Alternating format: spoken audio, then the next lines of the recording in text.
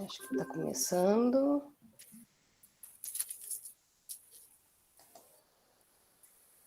Deixa eu ver que ainda não apareceu para mim.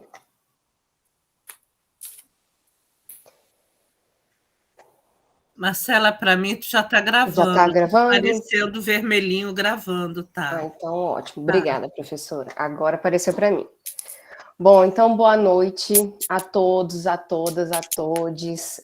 Eu estou muito feliz com essa recepção calorosa, com as professoras convidadas e a Alice, a professora especial convidada palestrante. Eu vou fazer uma breve introdução, falar um pouquinho desse projeto inicial no nosso programa de pós, os agradecimentos e uma apresentação da professora Alicia. Então, eu agradeço o interesse, a participação de todo mundo. Só alguns informes. Amanhã eu vou encaminhar um novo link. Não será esse mesmo para a aula do Matheus Frisoni, que está aqui presente. Os certificados serão enviados por e-mail na próxima semana. E aos participantes, eu peço que fiquem observando o microfone e quando houver a possibilidade de interação, aí pode abrir o microfone, assim como a professora Alicia desejar, ou levanta a mão, faz pergunta pelo chat, que eu vou estar aqui dando um suporte, ok? Bom, o projeto Noções de Paleografia, minicurso de introdução e aprofundamento, ela foi uma iniciativa estimulada pelo PPHR, que é o Programa de Pós-Graduação em História da Universidade Federal Rural do Rio, elaborado em coordenação por mim, Marcela de Sabrandão, doutoranda, e pela professora Margarete de Almeida Gonçalves, que não pôde estar presente. Esse projeto foi idealizado como um mini curso, um projeto isolado, sendo o primeiro programa, o primeiro estudo de paleografia do nosso programa de pós-graduação, com 2 objetivos principais. O primeiro objetivo é proporcionar à comunidade acadêmica da Federal Rural do Rio e universidades mais próximas também, ao estudo, conhecimento inicial, técnicas e leitura em paleografia. Então, esse projeto, esse objetivo inicial, ele tem como essa envergadura de trazer aos pós-graduandos e também aos graduandos esse contato com a paleografia para estimular o aprofundamento, estudo e pesquisas em acervo paleográfico.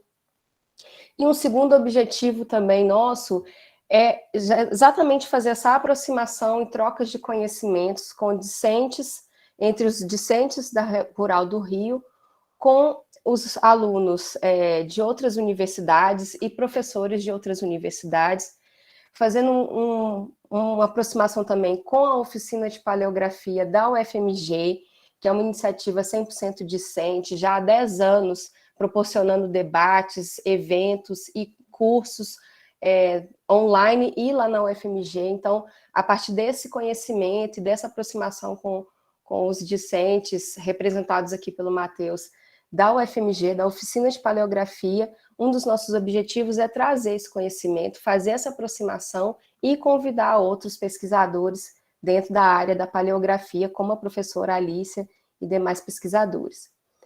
Então, eu aproveito para agradecer ao PPHR, representado na professora coordenadora Fabiane Popinigues. Eu agradeço às colegas do curso, Marcela Oliveira e a Larissa, pelo suporte e divulgação nas redes sociais. Agradeço aos laboratórios LAMI, que é o Laboratório de Mundos Ibéricos, e agradeço também ao NEPS, o Núcleo de Estudos da Política e de História Social, pelo suporte. Eu quero agradecer as presenças das professoras Maria Helena Flexo e da professora Maria Fernanda Bicalho. É um prazer tê-las conosco. O convite é estendido e é muito bom e muito gratificante a presença de vocês. E sem me estender mais, para não tomar o tempo da professora Alice, eu vou fazer uma pequena apresentação. A professora Alicia Duá Loser é professora associada do Instituto de Letras e professora permanente do Programa de Pós-Graduação em Língua e Cultura da Universidade Federal da Bahia, a UFBA. Ela é professora permanente do Programa de Pós-Graduação em Estudos Linguísticos da Universidade Estadual de Feira de Santana, na Bahia. É licenciada em Letras Vernáculas pela PUC do Rio Grande do Sul, mestre e doutor em Letras e Linguística pelo Programa de Pós-Graduação em Letras e Linguísticas da Universidade Federal da Bahia, com pós-doutoramento em Letras, Filologia pela UFBA, pós-doutoramento em História, Paleografia e Diplomacia pela Universidade de Coimbra e pós-doutoramento em História e Relações Internacionais pela UNB. Participa de vários grupos de pesquisa no Brasil e no exterior, e eu cito alguns. É líder do grupo de pesquisa Memória em Papel, da UFBA, e membro do grupo de pesquisa em Crítica Textual da Biblioteca Nacional.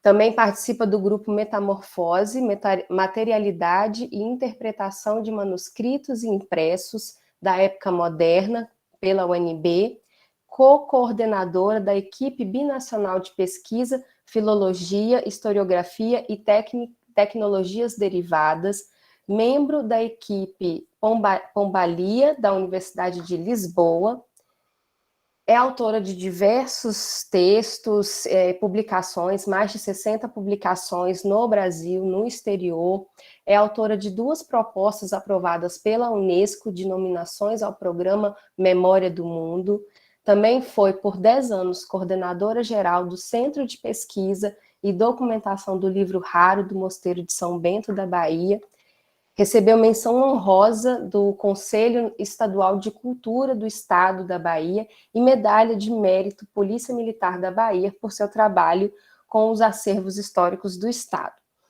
Então, é um currículo extenso, eu resumi aqui para apresentar aos participantes do curso a professora Alicia Duar. Para nós é uma honra, eu estendo os meus agradecimentos à minha orientadora, Margarete de Almeida Gonçalves, que não pôde estar presente, mas eu estendo os agradecimentos ao programa e à professora convidada.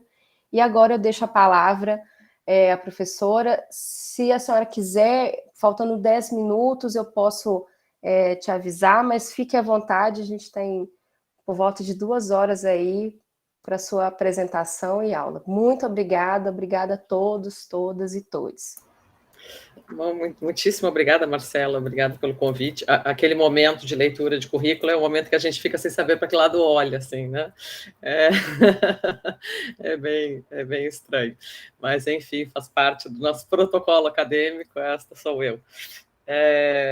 Então, muito obrigada pelo convite, muito prazer em estar aqui, muito honrada de estar aqui com a presença ilustre da minha amiga querida Maria Helena Flexer, e conto em referência ao currículo que a Marcela acabou de apresentar, que o grupo de pesquisa Memória em Papel acaba de ser rebatizado para Modus Scribendi. Esse é o novo nome do grupo de pesquisa que eu lidero, junto com a professora Lívia Magalhães, na UFBA. Então, vamos ao que interessa, vamos ao que fica, não é mesmo? A Marcela e a galera da oficina de paleografia da UFMG, por quem eu tenho enorme apreço, muito competentes, muito bons, né? E muito amigos, né?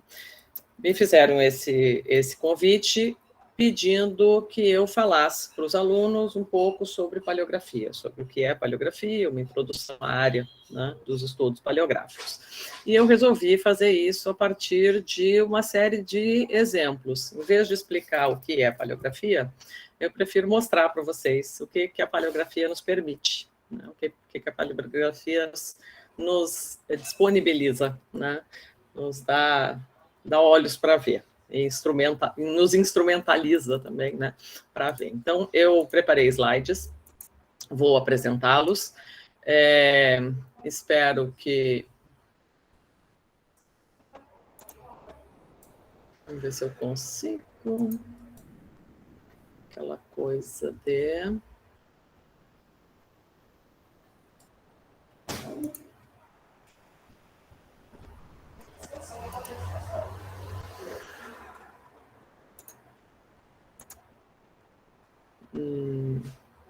Estou apresentando isso. Pronto. Isso, já está. Muito bem.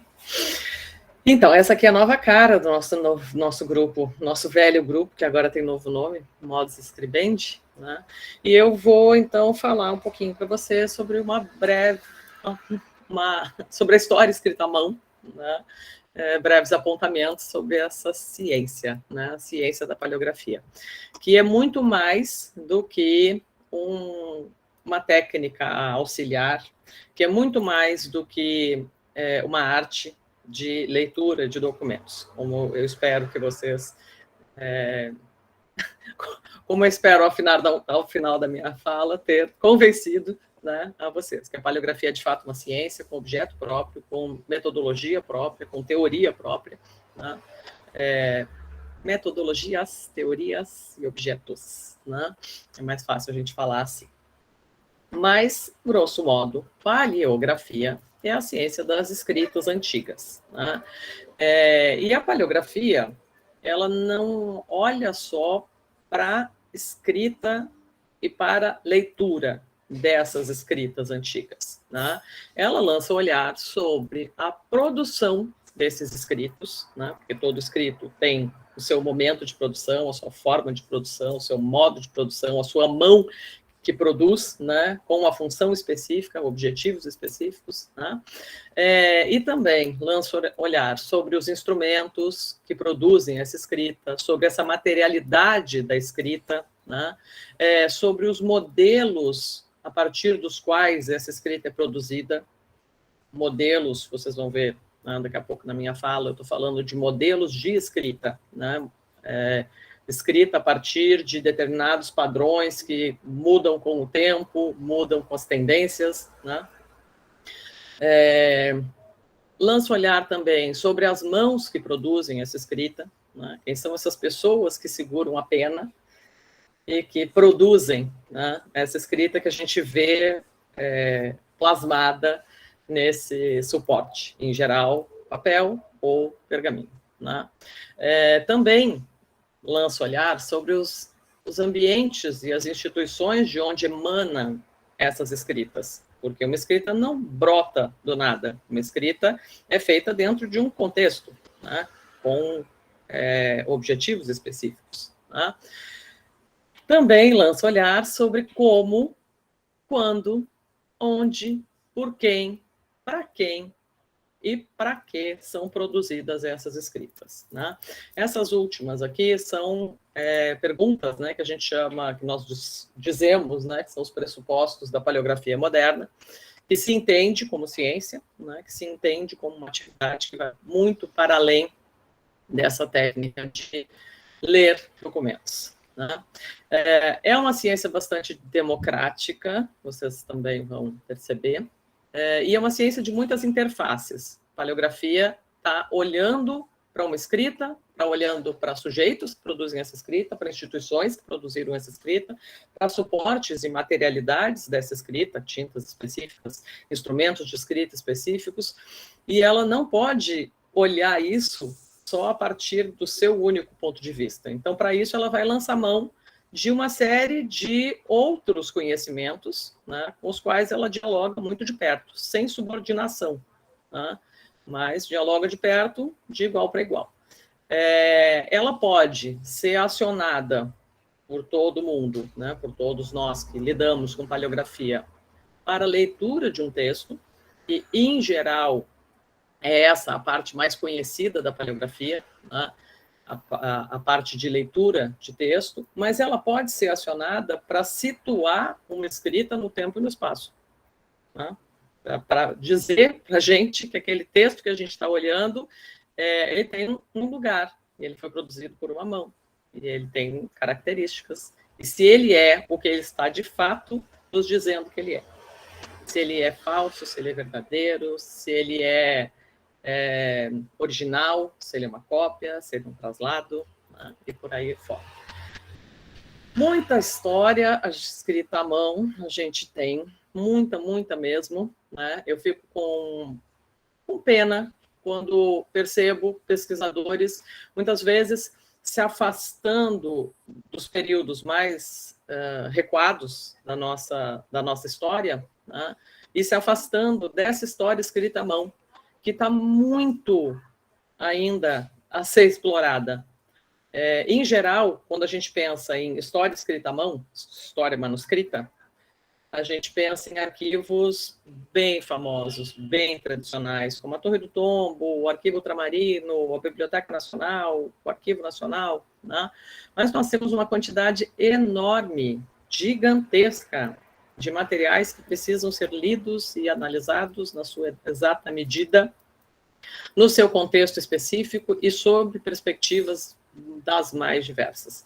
A história manuscrita para além da Inquisição, a história manuscrita para além de textos bem tradicionais, né, com os quais a historiografia já lida há bastante tempo. Né? Com isso, eu não estou dizendo que esses períodos e esses documentos não precisem ser lidos e analisados. Eles sempre precisarão e sempre que alguém analisar vai lançar novas perspectivas, né, para aquele mesmo material. E a paleografia interessa a muitas áreas. Desde a história, um historiador de verdade não consegue transitar por determinadas partes da história, por determinados períodos da história, por determinados contextos históricos, se ele não transitar de braços dados, de mãos dadas com a paleografia. Né? Até a economia.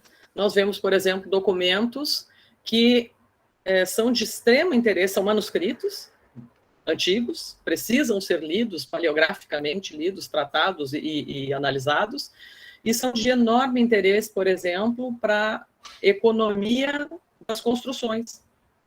Vou mostrar um exemplo daqui a pouco. Né? Então, da história, a economia passando por letras, por arquitetura, por história da medicina, né? E por aí a gente vai, certo? Culinária, né? Ela interessa o que está escrito e como está escrito. Né? Interessa também o caminho para chegar nesse documento, porque não adianta nós sabermos ler documentos, sabermos entender documentos, sabermos analisar documentos, se nós não sabemos em que porta nós temos que bater para chegar naquele documento. Né? Então, os agentes que produzem, as instituições produtoras, conhecer isso é extremamente importante para alguém que se alça, né, pelos caminhos da paleografia. E interessa também compreender os tipos de texto. Textos formais, textos burocráticos, textos administrativos, que nós chamamos de diplomáticos, stricto sensu, lato sensu, né? Textos informais, mais pessoais, tem textos muito pessoais, assim, do cotidiano, né? Que são extremamente importantes, né? De serem lidos e acessados para contar partes bem significativas da nossa história, né? Que muitas vezes não está nem nos grandes acervos, ou quando está, não é buscada, não é pesquisada, ou às vezes é pesquisada, mas não é achada. Né? Nós temos também textos artísticos, textos literários, textos memorialísticos, né? Diários, por exemplo, são textos que interessam profundamente a historiografia e passam pela paleografia. Tá? É importantíssimo ter olhos para ver a potência de cada documento, a potência de cada história escrita à mão. É preciso ter condições de penetrar nessas escritas. Tá? É preciso avaliar, ter condições de avaliar na medida certa cada escrita dessas, né? Para chegar às conclusões que ele permite.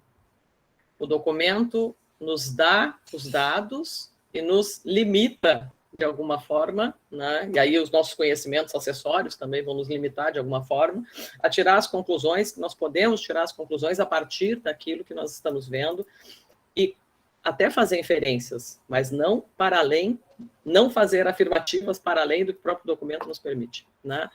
E é necessário, extremamente necessário, isso aqui é uma bandeira que eu levanto e falo 10 mil vezes, né? Ser ético antes, durante e depois no tratamento da nossa memória escrita à mão, porque ela foi escrita por alguém, para alguém, e que viveu dentro de um contexto e de uma situação histórico-social importante, pertinente, conviveu com uma rede de relacionamentos muito significativa, né? E todas essas memórias precisam ser lidas e tratadas com muita ética, e o documento em si, o acervo em si, precisa ser tratado, manuseado, cuidado e divulgado na sua exata medida. Tá? Então, o comportamento ético tem que ser a base de qualquer trabalho com documentos manuscritos, com textos manuscritos, com a nossa história escrita à mão. Tá? E muitas vezes o pesquisador se desvia um pouco desse comportamento ético por desconhecimento, por não se perguntar 2 vezes. Será que isso dá para olhar assim? Será que isso dá para falar assim? Será que isso dá para divulgar desse jeito? A paleografia nos ajuda a perceber, por exemplo, que a nossa sociedade gira em ciclos. Isso aí vocês estão carecas de saber, né? Muitos de vocês são estudantes de história, mas a paleografia nos ajuda a enxergar isso, né? Por exemplo, e todos os textos que eu trouxe aqui, todos os documentos que eu trouxe aqui, são exemplos de textos e documentos já trabalhados, tá? São exemplos de textos e documentos que, de alguma forma, já passaram pela minha mão. Então, eu vou falar sobre eles a partir de um ponto bem específico, né, que é o ponto de vista de uma paleógrafa, né, que aciona e lida com a paleografia há muitos anos e com muito carinho. Né? Um documento desse tipo, que é muito simpático, muito bonitinho, e que geralmente passa ao largo, né, dos pesquisadores, porque ele não está conservado, ele não está digitalizado ao acesso público, ele não estava digitalizado, né? Não estava ao acesso público, não estava sequer dentro de um arquivo que se via como arquivo, não estava sequer dentro de um arquivo que se via como material de pesquisa e estudo. Né? Esta é uma das muitas folhas de pagamento da construção da Basílica de Nossa Senhora da Conceição da Praia. Eu não sei se alguém aqui já veio à Bahia, tirando a Maria Helena, que eu sei que morou aqui muitos anos, como eu também era baiana, mas morou aqui muitos anos. Né? Mas quem nunca veio à Bahia, certamente já ouviu falar no Mercado Modelo, no Elevador Lacerda, no Pelourinho. Né? Então, do lado do Elevador Lacerda, em frente ao Mercado Modelo, embaixo do Pelourinho, fica uma suntuosa igreja, toda construída em pedra, que veio toda lapidada de Portugal e foi enviada para cá, para ser posta em lugares específicos. Tá? Dentro da igreja existe um arquivo que era um arquivo, que é, na verdade, um arquivo administrativo das irmandades que construíram a igreja e que administram a igreja até os dias de hoje. 2 irmandades bem grandes, que depois se uniram, e hoje são uma coisa só, que é a Irmandade do Santíssimo Sacramento e a Irmandade de Nossa Senhora da Conceição da Praia, as 2 do início do século XVII, e, junto com elas, uma série de outras irmandades menores que coabitavam, né, a igreja por períodos diferentes e que também tem documentação gerada, produzida e guardada dentro da instituição. Essa documentação, ela estava, assim, amontoada, picada, assustadoramente danificada em muitos casos, né? E nós fomos nos chamaram, né? Pediram que nós fôssemos lá olhar a documentação há muitos anos atrás. Nós até hoje trabalhamos com esse acervo. Nós fomos, quando nós começamos a mexer na documentação, nós percebemos que nós tínhamos aí a construção da igreja, a história da construção da igreja inteira. Nós tínhamos as cartas de remessa de pedra de Portugal para cá durante... Desculpa, gente, eu tenho 2 cães grandes e eles estão fazendo um pequeno barulho. Faz parte, né? Coisas de quem está dando aula e atividade em casa. Então, nós temos as folhas de pagamento, as cartas de remessa de pedra, tá? 3 gerações de uma família e mais uma pessoa, durante quase um século de construção, foram mandando sistematicamente, lapidando as pedras a partir de uma planta específica, né, e mandando aqui para Salvador, para serem postos em lugares específicos que ele já dizia, né? Estou mandando X pedras que vão para o adro da igreja por conta e risco dessa irmandade, né? E no navio tal, pelo comandante tal, que saiu daqui de Lisboa no dia tal e há de chegar a este porto no dia tal, né? E por aí vai, né? E nós temos também folhas de pagamento do canteiro de obras. Nessas folhas de pagamento do canteiro de obras, nós conseguimos ver, por exemplo, que entre os serventes, são muitas as funções, né? Tem o canteiro, tem o mestre, tem o pedreiro, tem o afiador de ferramentas, né? E tem serventes. Nós temos serventes Domingos, servente Silvestre e a servente Margarida. Aqui, a servente Margarida recebe uma diária que é menor que a do Silvestre e que é, por sua vez, menor que a do Domingos. Tá? Quando nós seguimos na sequência das folhas de pagamento, nós vemos Marias, duas Marias. Tá? Sai a Margarida, sequência de anos, né? E entram as Marias. As Marias, por exemplo, elas trabalham ao mesmo tempo que um outro homem, que agora eu não vou me lembrar o nome. Ele recebia metade da diária paga a elas. Né? E a paleografia nos permite ver isso, e nos permite também perceber que nós tínhamos, né, uma série de documentos que, apesar de não estarem inteiros, esse aqui está lindo, gente, esse aqui está muito inteiro. Nós temos folhas de pagamento que nós só temos essa parte, nós temos outras que nós só temos essa parte. Mas como nós temos a sequência semanal dessas folhas de pagamento, nós conseguimos ler as partes, né, que o suporte nos permite, tá? Compreender o que poderia estar do outro lado. Nós não preenchemos, nós não fazemos inferências, né? Mas nós conseguimos fazer uma compreensão de contexto geral dessa escrita. Né? E nós não conseguiríamos fazer isso se nós não soubéssemos ler o que está aqui, se nós não soubéssemos que tipo de acervo é esse, que tipo de pessoa produz uma escrita dessas, em que tipo de instituição esse é produzido, certo? E também não saberíamos olhar para esse material e dizer assim, ok, tem cara de velho, tem cara de antigo, tem cara de produzido por mão de alguma pessoa que viveu bastante tempo com um estilo de escrita que passou, né, há bastante tempo. E aqui nós temos, não sei se vocês conseguem perceber assim, mas nós temos uma outra letra, tá? Então, nós temos uma pessoa que escreveu e uma outra pessoa que assinou. Essa pessoa que escreveu, ela tinha mais conhecimento de escrita, ela tinha mais familiaridade com o instrumento de escrita, com os modelos de escrita. Essa pessoa aqui, talvez não tivesse tanta familiaridade. Tá? Ou era uma pessoa bem mais velha, que tem uma escrita já menos firme, tá? Nós podemos ver uma série de informações só através do externo, né, da materialidade desse documento, e depois nós conseguimos entrar nessa documentação e ler isso, né, e apresentar isso. Eu não sou arquiteta, eu não sou economista, mas editar esse material foi, eu tenho certeza, uma oportunidade para que arquitetos, economistas, historiadores da construção, né, pudessem olhar para essa documentação e pudessem refazer a história da construção dessa igreja, né, que há muito tempo já é estudada, pensada e trabalhada, mas quando nós vamos para a historiografia, nós vemos que tem uma série de lacunas que essa documentação preenche. Né. Esse é o primeiro caso.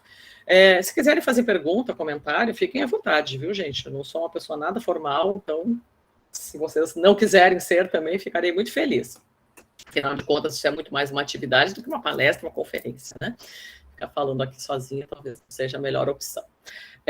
A paleografia também nos ajuda a aprender as dinâmicas das relações entre os agentes sociais. Né? Nós vimos agora há pouco o exemplo dos serventes, né, de obra na obra da construção da igreja, é um tipo de ação, né? E nós vemos também, por exemplo, nesse documento, que pertence ao recolhimento de Nossa Senhora dos Humildes em Santo Amaro da Purificação, terra de Caetano, de Dona Canoa, de Betânia, Tá? Essa documentação, essa instituição, uma instituição de educação feminina, fundada no século XVIII, assim, mais ou menos começou a fundação no século XIX, efetivamente veio permissão no século XVIII, né? E nós temos uma série de documentos nessa instituição. Também não é uma instituição arquivística, uma instituição antiga que tem o seu acervo, tá? Que tem o seu acervo, sua documentação de administração interna, uma produção de documentos do cotidiano delas, tá? Então, quem produz esses documentos? Que mãos escrevem documentos nessa instituição? Homens escrevem documentos nessa instituição ou para essa instituição, porque os homens estão no topo da cadeia administrativa, né, porque elas são subordinadas à hierarquia eclesiástica, mas quem dirige a instituição, quem coordena a instituição e quem produz a maior parte, sem sombra de dúvidas, de matéria escrita nessa instituição, são mãos femininas, são mulheres. Tá? É a regente, é a tesoureira, é a escrivã, são as próprias recolhidas que deixam seus testamentos, são as próprias recolhidas que assinam os seus termos de entradas, tá? E que depois assinam os seus termos de saída, muitas vezes, né? E uma série de correspondências trocadas entre a instituição e agentes administrativos, ou agentes externos, ou as famílias dessas meninas, né, que foram viver lá. Nesse caso aqui, nós temos uma carta que está no acervo da instituição, porque foi mandada para a instituição, em resposta a uma outra carta que foi mandada pela regente, que na época era a irmã, Ana Roberta da Cruz. Tá? E o arcebispo da época era Dom Romualdo Seixas, um arcebispo extremamente influente, importante na história do Brasil e da Bahia. Tá? E ele escreve para a irmã, tá? De uma forma que chama atenção. A estrutura da carta é uma estrutura de uma carta formal, entre duas pessoas que têm situações hierárquicas bem diferentes, né? Ele é o arcebispo, né? Primaz, e ela é a regente de uma instituição feminina no interior da Bahia. Tá? Mas, dentro do conteúdo, nós vemos, por exemplo, que a família do arcebispo acompanha ele nos cumprimentos à irmã, né, a Vossa Senhoria, de quem sou, com muita estima, muito atento, venerador e fiel amigo, Romualdo. E aqui ele assina Romualdo, arcebispo da Bahia. Em geral, ele assina Romualdo, só. Né? Uma pessoa que tem um posto hierárquico bem acima, a gente esperaria assim, uma assinatura com um pouco mais de pompa. Não é isso que nós vemos. E quando nós vamos trabalhar com documentação manuscrita desse tipo, desse estilo, nós vemos que as correspondências, elas têm esse caráter de uma relativa solenidade, né, com escrita formal, mas no meio dessa escrita, ainda mais entre pessoas que se conhecem, e aí tem mais um detalhe, duas sobrinhas do arcebispo eram recolhidas no recolhimento. Então, tem uma série de correspondências em que eles trocam informações administrativas, por exemplo, eu permito que o recolhimento receba mais tantas recolhidas, eu permito que o recolhimento dê licença para fulana se retirar, né? E coisas desse gênero. Ou nomeio o mestre, o padre, né, que vai ser o pároco da instituição.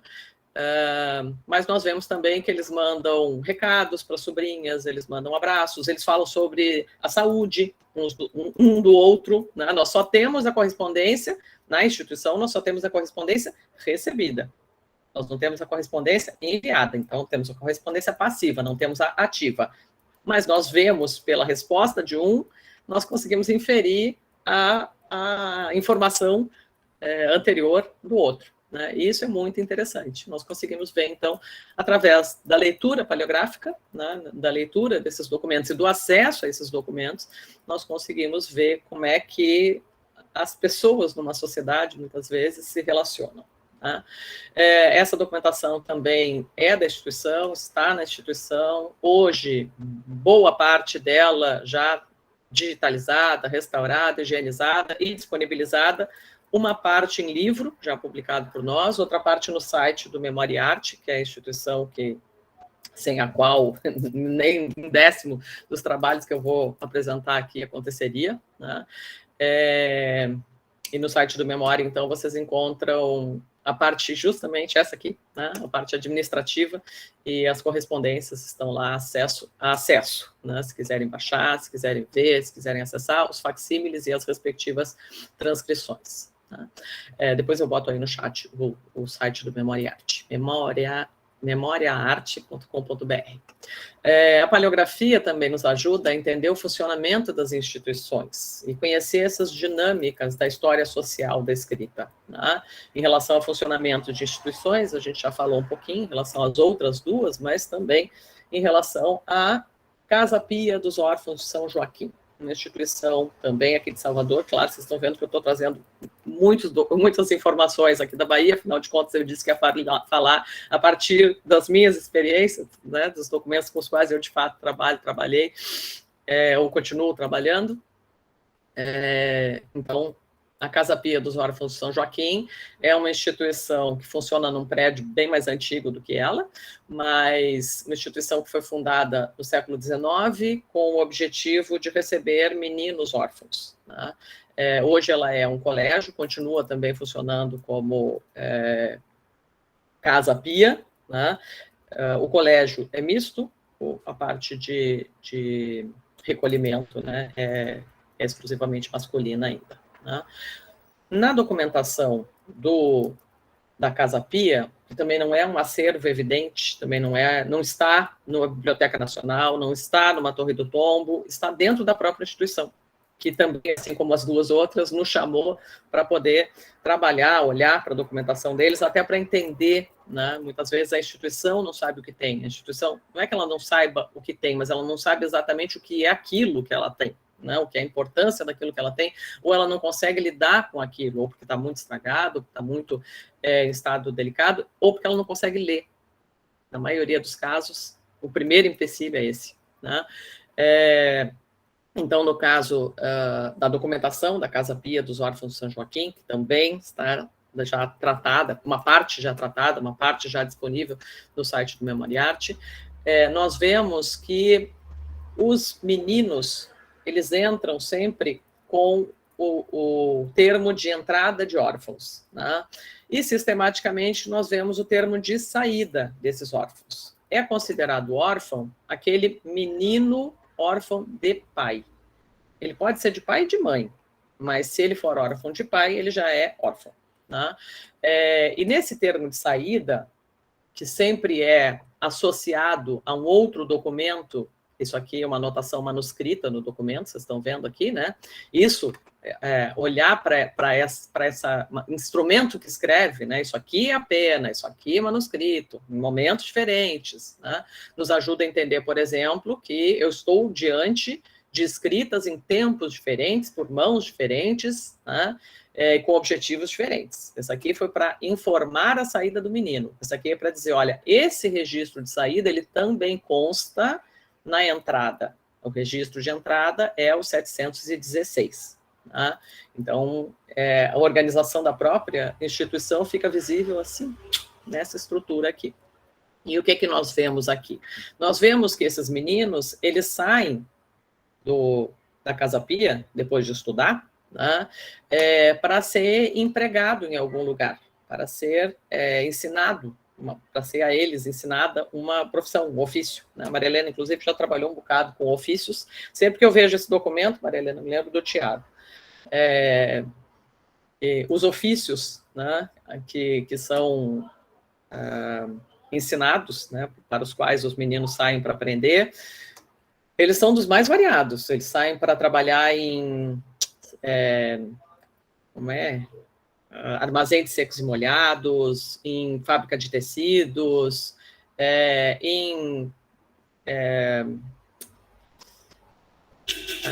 para serem ajudantes de escrita, né? E esse aqui saiu para que lhe ensinassem a profissão de ourives. E essas pessoas que recebem esses meninos, é o que nós estamos vendo aqui, certo?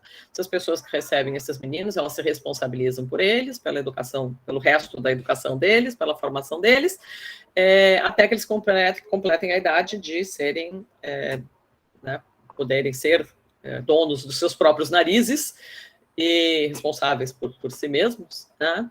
E diz também por quanto tempo ele vai ficar e se ele vai ou não vai receber, né? E nós vemos também, eu não sei se aqui a gente tem isso, ou se são outros exemplos, que muitas vezes quem assina o termo de saída é quem está pedindo a saída. Muitas outras vezes, quem assina o termo de saída, que pode ser, por exemplo, a mãe está pedindo para levar o filho porque agora ela tem condições de cuidar. Ou o avô está pedindo para levar o menino porque ele está doente, ele quer, então, acompanhar a saúde desse menino. Muitas vezes, quem assina não é quem está levando, é aquela pessoa que está assinando a rogo de quem está levando, ou por procuração, ou a pedido. Por quê? Porque essa pessoa que está levando não tem condição de escrever, né?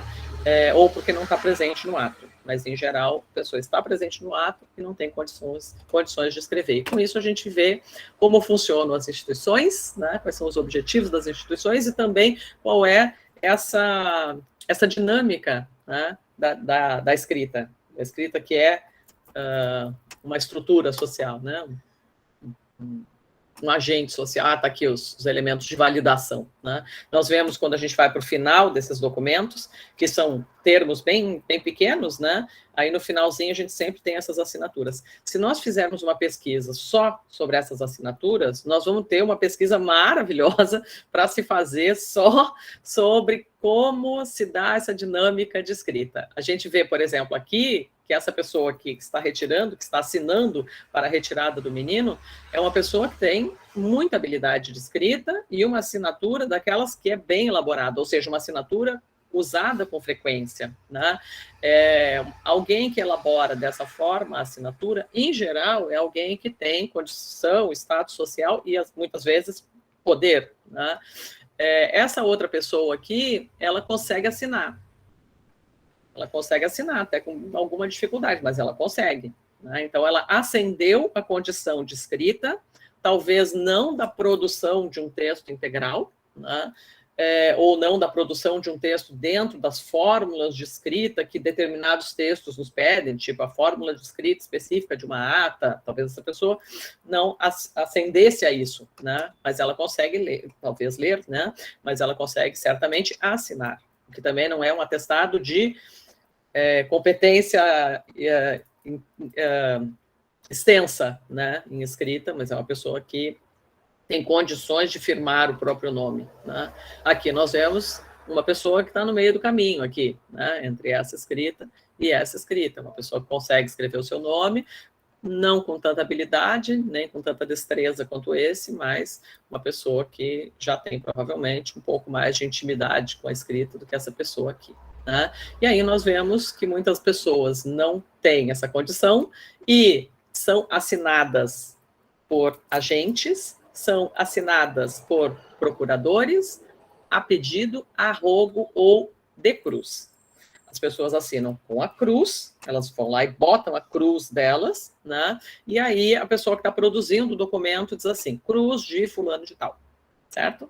Então, são informações que a gente olha para aquilo e diz, olha, essa pessoa sequer conseguia assinar o próprio nome, né? Mas ela foi lá e validou aquele documento, que pode nem ser o que disseram para ela que era, né? Porque ela tem que confiar em quem está escrevendo e ela tem que confiar em quem está lendo para ela.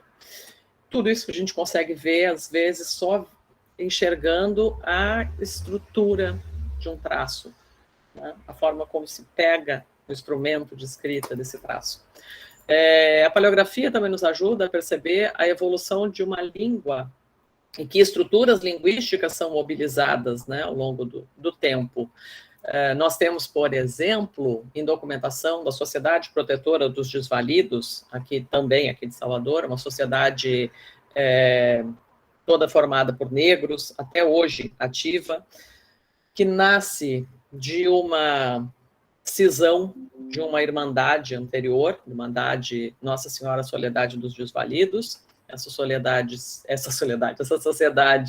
irmandade, né, se separa, né, e parte dos irmãos sai para fundar a Sociedade Protetora dos Desvalidos, que guarda a sua própria documentação, até hoje produz a sua documentação, e é uma documentação exclusivamente produzida por mãos negras, desde o século XVIII. Né? Então, nós temos documentos que têm a forma escrita, o retrato escrito, né, dessas pessoas, que eram todos negros, livres, e com um ofício de ganho para poder fazer parte dessa sociedade. Né? E nós vemos que, mesmo olhando para essa escrita e dizendo assim, olha, isso aqui, essa pessoa sabia pegar bem a pena, tinha habilidade com o traço, conhecia as fórmulas de escrita, ela conhecia as fórmulas do texto, ela está fazendo um requerimento, né? Então ela sabia fazer essa estrutura do texto, requerimento. Mas, quando nós vamos ver a estrutura linguística, né, as questões linguísticas desse texto, nós vemos aqui: requero que de hora em diante não se alugue o andar superior da casa, com Z, da sociedade onde funciona, que servirá para asilo dos sócios, os que caírem, né, indigência, com C cedilha, e convoque-se, com QI, sem U, S-I. Essas pessoas estão escrevendo na forma que elas podem, na forma que elas conseguem, na forma que elas sabem, e estão se comunicando muitíssimo bem. Né? Com conhecimento de estrutura, de mecânica de escrita, de fórmulas, porque fazem ainda laçadas, né, escritas mais elaboradas, escritas, né, mecanicamente mais elaboradas, e com uma estrutura linguística muito peculiar. E a paleografia nos ensina também, já passa a palavra, professor, a paleografia nos ensina também que nós temos que ler isso que está aí e respeitar isso que está aí. Então, nós transcrevemos esse texto exatamente como ele está. Eu não vou fazer atualização de língua, eu não vou botar SIC, dizendo assim, olha, está escrito assim mesmo. Sim, está escrito assim mesmo. É a forma como eles escrevem. A paleografia também nos ensina isso, porque ela também nos ensina a estrutura da história escrita à mão. Diga, professora Maria Fernanda.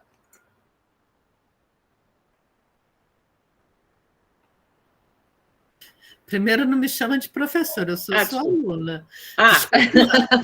Desculpe lá, eu sou sua aluna aqui. Muito bem, muito bem. Me chama. Não, Alice, eu queria te perguntar, então, porque tem essas duas correntes, né, da leitura e da transcrição paleográfica, uma que é isso que a gente tem que escrever tal qual, transcrever tal qual, e estou assim muito, muito convencida com você, né? A coisa do respeito, né, da ética que você, no início aqui da sua fala, mencionou, e que super respeito, e outra que diz que a gente tem que transcrever e atualizar. Queria que você falasse um pouquinho mais sobre isso. Muito obrigada. Porque são duas distintas interpretações correntes, né? E eu fico muito em dúvida, né? Eu fico muito sem saber. E aí queria assim, quer dizer, você é a primeira pessoa que eu estou, né? Embora a gente não esteja juntos, que pode me dizer isso, né, que eu posso perguntar. Ótimo, que bom. Fico feliz de ser eu. Eu quero ser mandada, convencida. Aquela coisa de manda quem pode, obedece quem tem juízo. Exato. Então, eu vou só fechar aqui o meu... A minha resposta não vai ser tão assim direta, né? Porque existem uma série de questões implicadas nessa decisão. Né? Primeiro, o meu ponto de vista e é um ponto de vista que eu defendo acima de qualquer outro, a primeira leitura e transcrição ao documento tem de ser fiel, tem que ser um retrato do documento.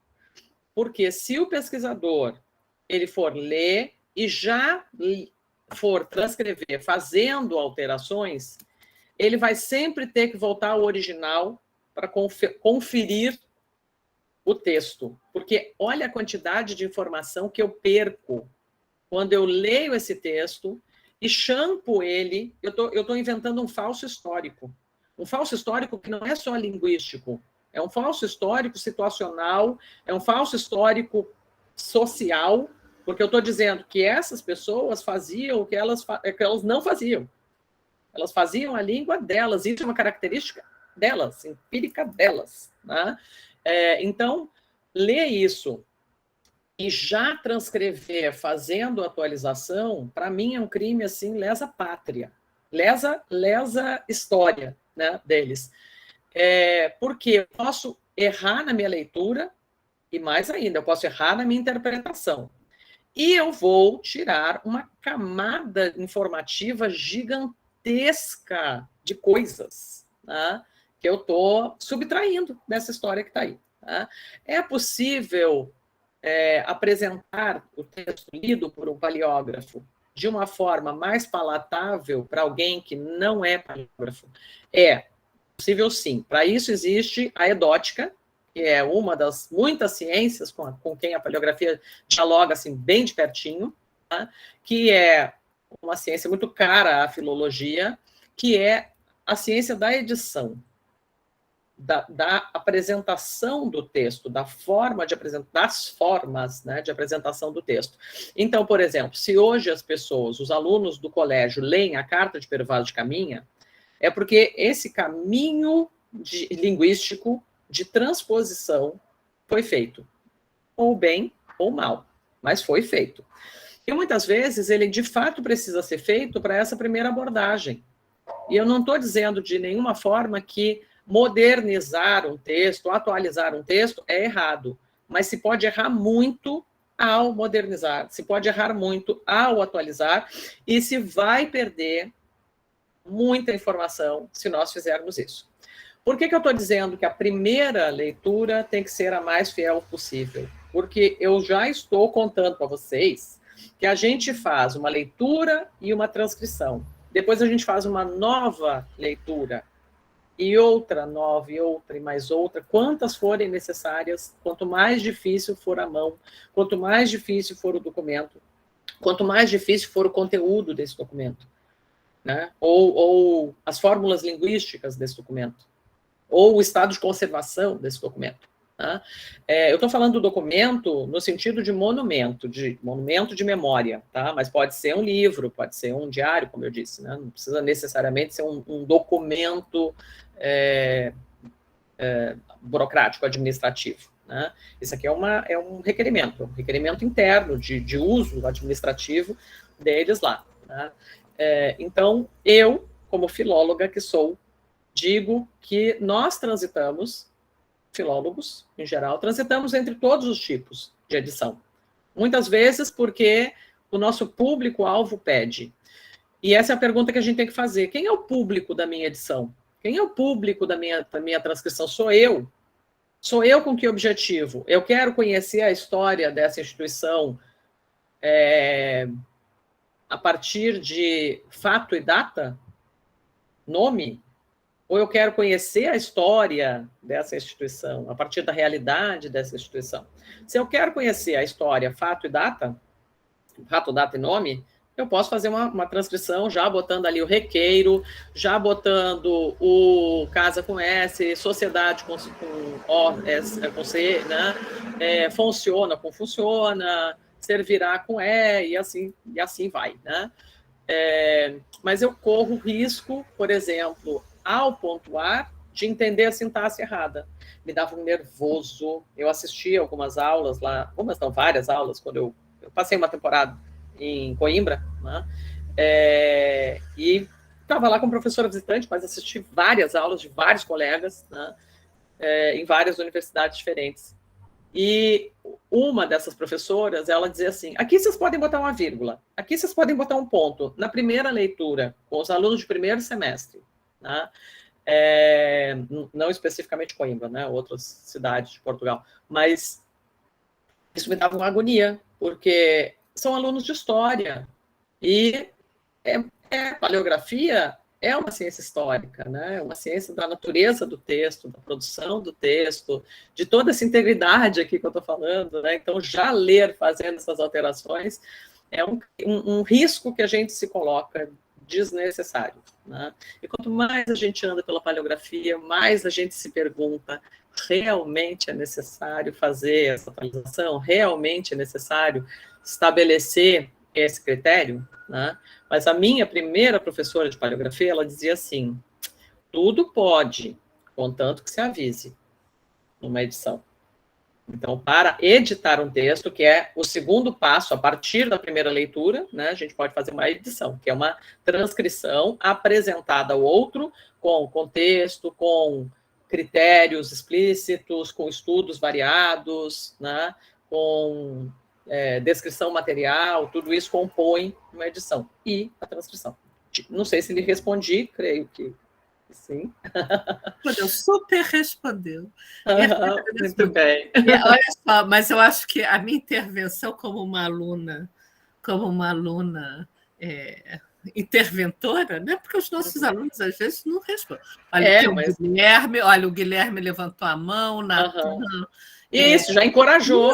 Pronto, eu já baguncei o seu coreto. Muito bem. E assim, é legal porque muitas vezes o comentário de a pergunta de motiva uma explanação, uma dúvida que era do outro. Né? Então, façam perguntas, comentem, que é muito mais divertido, gente, do que ficar aqui falando sozinho. Do que ficar falando para um montão de quadradinho. Né? Olha, muito obrigada. Então, olha, o Guilherme já apareceu ali. Obrigada. Diga aí, Guilherme. Oi, professores. Exatamente, né? Eu acho que encorajou a todos aqui a começar a participar. É o seguinte, eu fiquei até me perguntando aqui como é que eu poderia construir assim, né, esse comentário, mas também uma pergunta, né? Porque no mestrado eu fiz uma transcrição no IHGB, documentos que foram para minha dissertação e que eu poderia reaproveitar agora na tese, né, ainda mais que os arquivos estão fechados. E ouvindo você falar sobre essa questão de alteração, né, do documento, o IHGB ele é muito difícil no sentido de que ele tem um tempo limitado, né, para a gente de pesquisa no acervo, e a gente não pode fazer a cópia, né, do documento. Então, eu tive que fazer a transcrição no próprio espaço de leitura, né? E acabei, então, fazendo como os meus objetivos de pesquisa eram outros, né? Eu acabei fazendo a transcrição, modificando realmente o texto. E aí eu queria saber qual é a dica que você tem, ainda que esse seja um problema meu, realmente, né? Que eu tenho que lidar com esse... Qual é a dica que você tem nesse sentido para eu, de certa forma, não perder essa transcrição, né, do documento, mas que não comprometa, digamos assim, com esse compromisso que a gente tem com a ética em relação aos documentos. É isso. Assim, como eu disse, não é um crime, é uma opção, geralmente. O problema é quando a gente faz essa opção desavisadamente, né? E aí quer voltar atrás. Por isso que eu digo, ensino e bato na tecla de que a primeira leitura que a gente guarda, que tem que ficar com a gente, né? Pode até ser essa que a gente apresenta ao público, mas essa aí não pode ser mudada em cima dela, né? Tem que ser essa primeira leitura bem respeitadora do texto. O que nós fazemos, muitas vezes, não é recomeçar do zero. Por exemplo, nós fazemos, às vezes, edições sobre textos que já foram editados, ou por nós ou por outras pessoas. E nós olhamos, eu, por exemplo, meu método de trabalho é mais ou menos criado a partir de cada realidade com a qual eu estou lidando, né? Então, por exemplo, se eu já estou com a transcrição pronta, eu vou cotejar essa transcrição com o facsímile que eu tenho na mão, né? Eu prefiro trabalhar com imagem digital. Vou ao físico para descrever o físico. Às vezes para tirar dúvida, olhar a marca d'água, ver textura, medidas, etc. Mas eu gosto de fazer transcrição a partir da imagem. Degrada menos, amplia mais, é uma belezinha. E aí eu divido a minha tela, assim, em 2 espaços. Embaixo fica sempre a transcrição e em cima o facsímile. E eu vou cotejando. Cotejar é comparar e aí corrigir. Então, minha transcrição está feita, eu só tenho que acrescentar, tirar um i onde eu botei, tirar uma vírgula onde eu botei, acrescentar sei lá, um u onde eu esqueci de escrever, porque não existe edição perfeita. A gente olha para texto que a gente mesmo publica e o erro faz assim, né? Salta na nossa cara e dá risada da gente, a gente fica com vontade de morrer, mas faz parte, né? Então, se possível, volte ao seu material com a sua transcrição e só faça o ajuste. Se não for possível, avise ao seu leitor que aquilo que está ali não é o texto original. Foram feitas intervenções de tal natureza. Porque esse aviso ao leitor é também ético, né? É comum que quem não estude paleografia, que só caia no documento e já vá lendo, que não tenha a informação de que ele precisa contar como ele leu. Então, essa memória de como foi feita a tua leitura, conta para o teu leitor se ele está olhando um texto espelho, assim, ou um texto que, na realidade, lá no original, é um pouco diferente. Isso já te salva, por exemplo, de crítica. Eu, como filóloga, olharia para uma edição modernizada, sem aviso, e diria assim, olha, para aí, né? Eu estou vendo que não é isso. Tá? Então, avisando, tudo pode, desde que avise e que seja coerente do início ao fim. É isso, muito obrigado, viu? Nada. Diga aí, Maria Helena. Não, eu queria também. lembrar que essa documentação não serve apenas para historiadores, né? E tanto serve para mim quanto para você. Exatamente, para historiador e para filólogo. As gramaticais só apareceram no século XX. Antes se escrevia conforme se ouvia. Né? Então, num documento, a gente pode encontrar a mesma mão escrevendo a mesma palavra de 3, 4 formas diferentes. Às vezes, o próprio nome.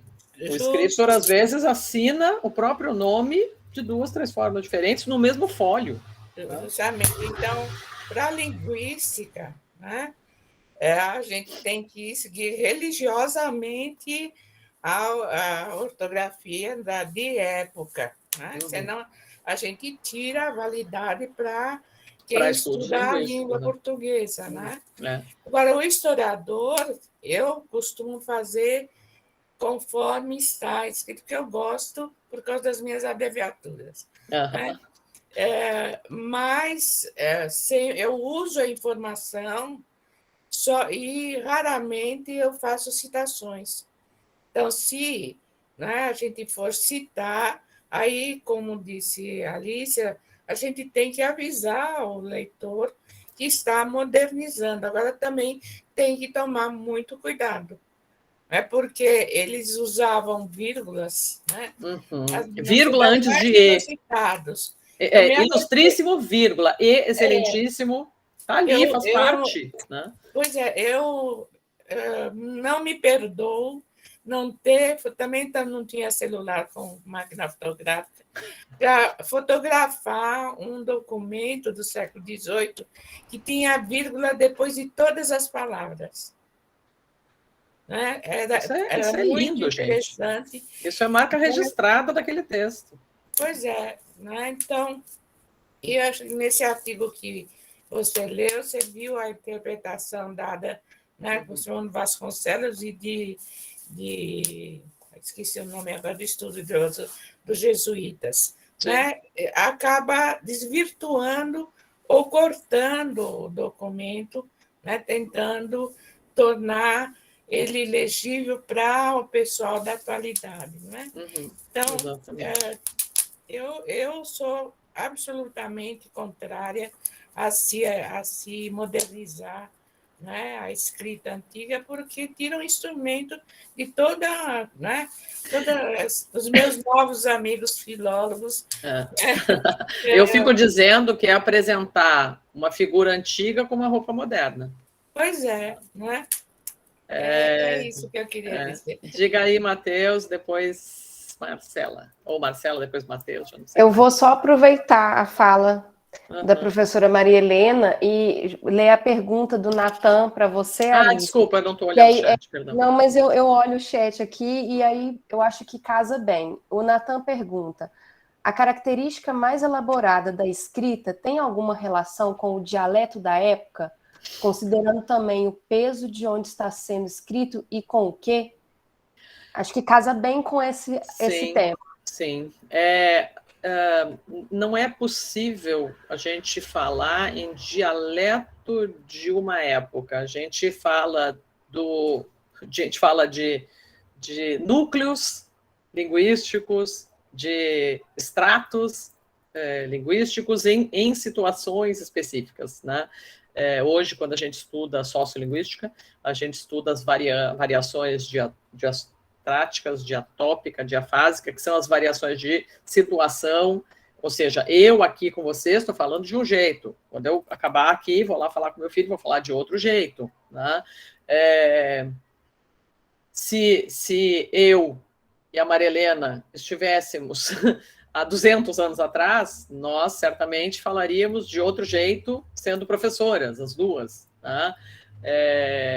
E nós, com os nossos pares, falaríamos de um outro jeito. Os nossos... as pessoas, né, nossos contemporâneos, mas de outros status sociais, também teriam outras estruturas linguísticas, dependendo dos seus contextos, né, em cada momento. Então, a gente não consegue dizer isso, né? Mas a gente deve pensar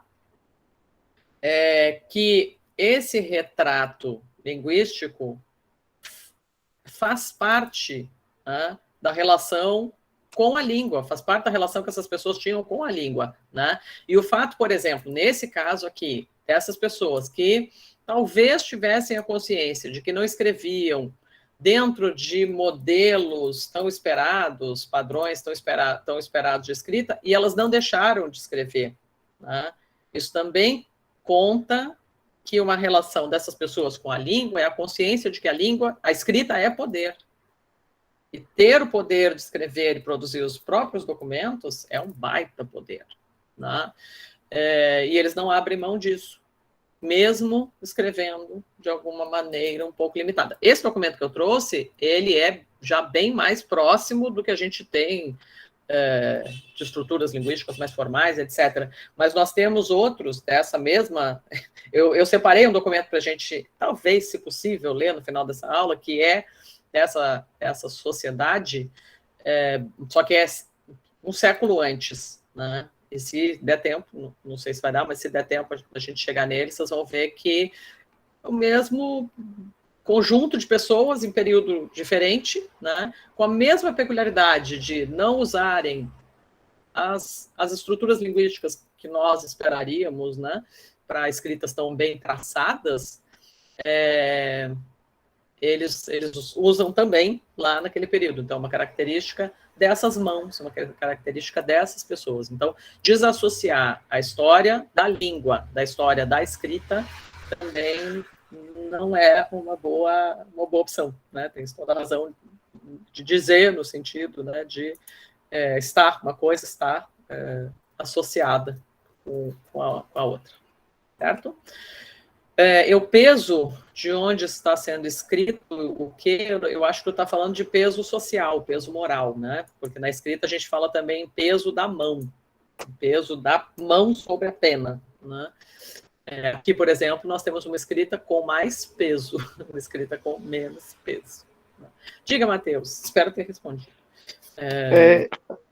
Rapidinho, só voltando na questão da professora Maria Fernanda, na verdade, para dizer o que eu tenho recomendado e tentado fazer, não é a opção mais prática, mas eu acho que é a mais razoável, que pelo menos para a tese, eu tenho tentado fazer isso, e para as coisas que eu pretendo escrever no futuro. No texto, eu coloco a atualização, inclusive por cobranças da academia, da nossa área da história, às vezes orientadores e coisas, bancas, etc. A gente sempre recebe crítica fazendo as duas coisas, né? Então eu tento colocar atualizada no texto e como apêndice a transcrição semidiplomática ou diplomática, assim, eu costumo usar semidiplomática, mas como apêndice do texto, no final, todos os manuscritos lá. Perfeito, Matheus. Isso que é o que mais resolve, assim. É um problema depois para a edição, né? Porque se você vai publicar aquilo em papel, triplica ou quadriplica o tamanho do... Pois mas assim, por exemplo... Diga, Mariana. Não, tudo bem, Matheus. Eu acho exemplar essa sua metodologia. Porque, assim, não é a banca, não é o não é o orientador, não é a banca. Muitas vezes, quando você vai publicar o livro, né, da tese... É limitação financeira. A editora é difícil de ler.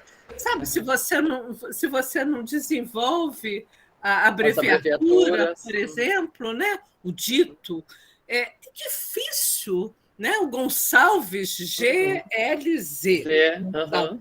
A pessoa, quem vai comprar seu livro e vai ler seu livro, não sabe? Vai ficar dando trabalho a cada citação. Né?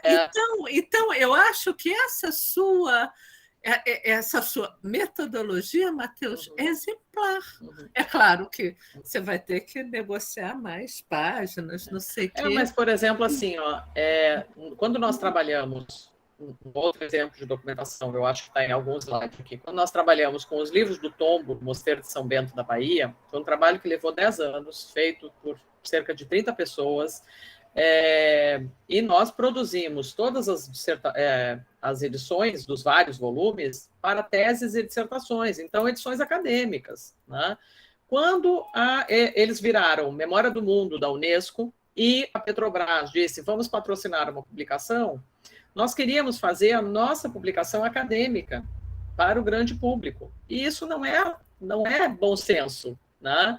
Até porque facsímiles e transcrições extremamente conservadoras dariam 45 quilos de livro. As pessoas sairiam do dia do lançamento com uma mala. Né? Então, nós fizemos um caminho que eu recomendo muito, que eu tenho feito para outros trabalhos, era um site com todas as edições, facsímile e transcrições extremamente conservadoras, que estão lá disponíveis para o pesquisador. Aquilo lá é para pesquisador.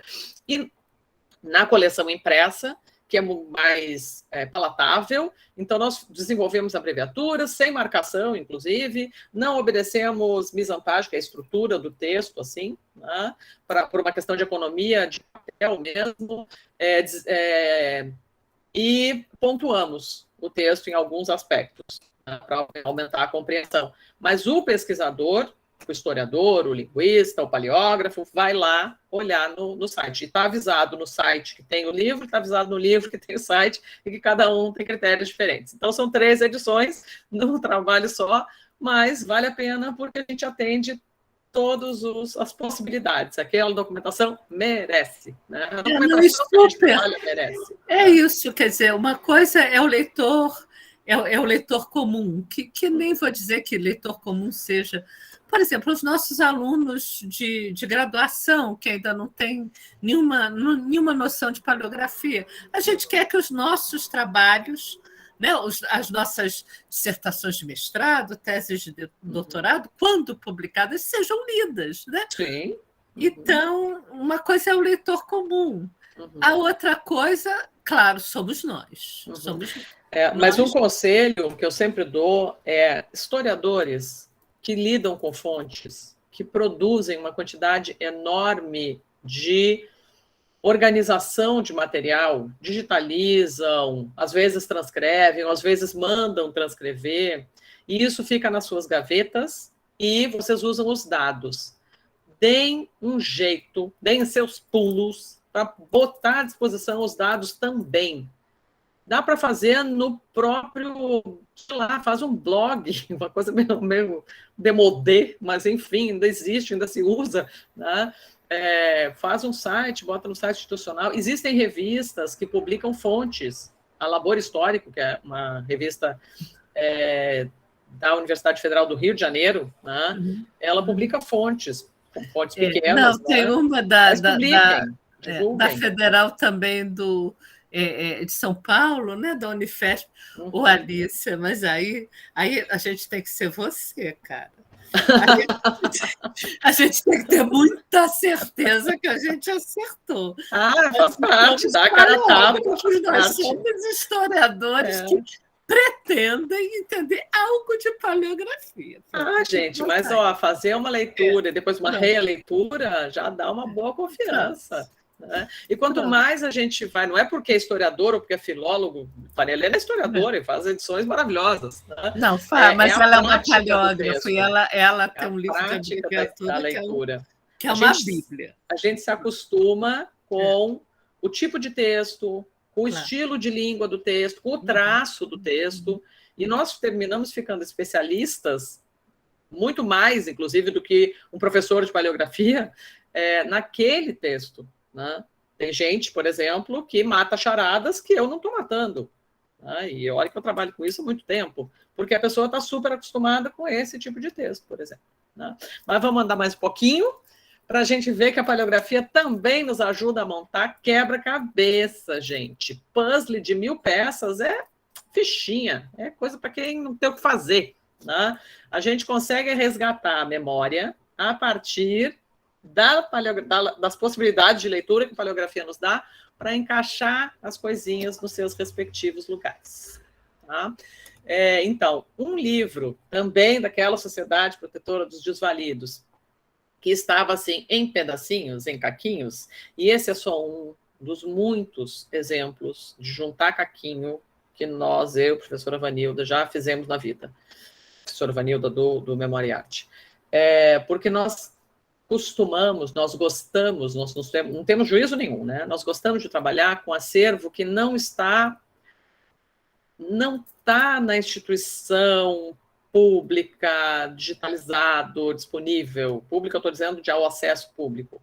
Nós gostamos, primeiro que nós não somos pesquisadoras de documento, nós somos pesquisadoras de acervo.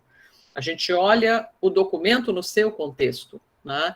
E nós adoramos resgatar a memória que estava assim, perdida, picada, né? Então, por exemplo, esse documento, ele, quando chegou na nossa mão, da Sociedade Protetora dos Desvalidos, ele estava nesse estado. Isso aqui já foi juntado por mim, essa mão aqui minha, né? Esta pinça aqui também é minha, né? Mas essa parte é do documento. Né? Para nossa sorte, um historiador antes de nós, 10 anos, 15 anos antes de nós, ele já tinha visto essa documentação quando ela estava com 10 anos de degradação antes. E ele viu esse fólio inteiro. E ele viu o livro inteiro, um livro todo mais inteiro do que nós. E ele nos cedeu a digitalização dele. Então, nós fizemos o seguinte caminho. Nós lemos o documento, transcrevemos o documento, fizemos a revisão da transcrição do documento e depois pegamos todos os caquinhos para botar no seu devido lugar. Aí, quando a gente olha esse pedaço de caquinho, a gente diz, olha, esse caquinho ele tem uma borda, que deve ser a borda de cima, ou de fora, ou de baixo. Tá? Não é a borda de dentro.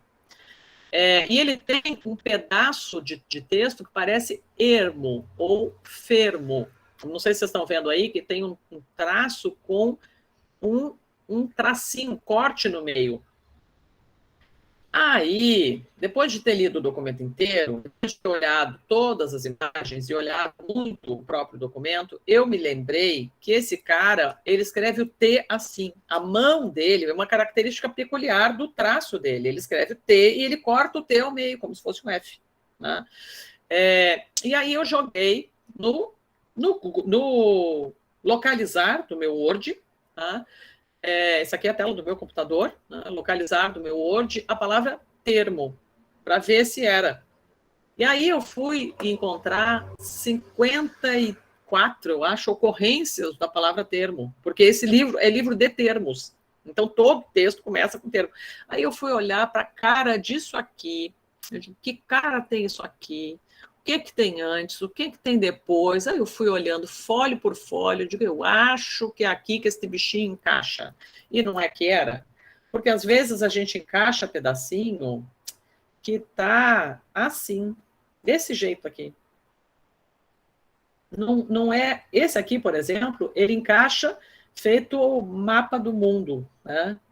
A gente tinha tudo junto, separou, e a gente consegue encaixar as bordas do mundo, né, dos continentes, por uma questão de recorte geográfico. Né? Muitas vezes a gente tem isso no manuscrito, mas muitas vezes a gente não tem. A gente tem isso aqui. Cadê? Estou andando para frente e para trás, gente. É isso aqui. É um monte de caco. Que a paleografia também vai nos ajudar a encaixar no lugar, porque isso aqui é o primeiro, agora ele está lindo, encadernado e editado e publicado, lindinho, para vocês lerem no site também do Memoriate, tá? Disponível, Open Science. Ele é o primeiro livro de atas do Gabinete Português de Leitura aqui da Bahia. Então, ele tem as atas da fundação, tem as atas da primeira reunião, da segunda reunião, da terceira, da quarta, da quinta, da aquisição, de todo o acervo fundacional, porque é uma instituição que nasce para ter uma biblioteca. A função dela primordial era ter uma biblioteca, fornecer leitura, né, e fomentar a cultura portuguesa no Brasil, a partir da leitura. Né? Então, nós temos atas, o que significa que nós temos um período relativamente... Perdão, gente, é 85 aqui, tá? Temos um período relativamente grande, então nós temos 13 anos sociais. Então, 13 mesas administrativas que vão mudando. E nós temos 13 pessoas que ocupam o cargo de escrivão. E essas pessoas produzem o texto. Então, olhar para esse monte de caquinho, conhecendo a paleografia, eu consigo olhar e dizer assim, olha, esse caquinho aqui foi feito por essa mão, por uma mão. Esse outro foi feito por outra mão. Esse aqui também foi feito por essa mão. Esse aqui foi feito por uma terceira mão, uma quarta mão, uma quinta mão. E aí a gente consegue separando assim, os caquinhos por mão, depois as mãos por fólio, depois os fólios por buraquinho, e a gente consegue trazer esse livro de volta e ler esse livro, e editar esse livro, e entender essa história, que é muito maravilhoso. Só que não adianta ser só restaurador. Tem que ser restaurador e paleógrafo. E paleógrafo, assim, dos bons. Porque não é só saber ler, é conhecer estrutura de texto, é conhecer estrutura de traço, é conhecer estrutura de fórmula linguística, fórmula textual, porque toda ata começa igual e termina igual. Aos tantos dias, no lugar tal, se reuniu para tal propósito, né? E por estarem todos de acordo, produzir essa ata que foi assinada. Né? E a gente tem que saber onde é que essas partes se encaixam, se é no meio, se é no início, se é no fim, né, de cada texto. E isso é muito bacana. Né? E sem a paleografia a gente não conseguia fazer aquilo.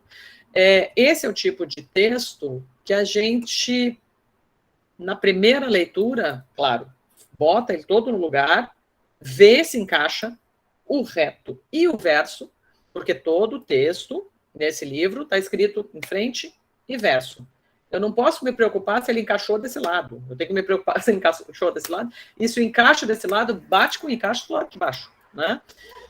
E aí eu faço toda a transcrição completamente conservadora. Que nem eu disse lá.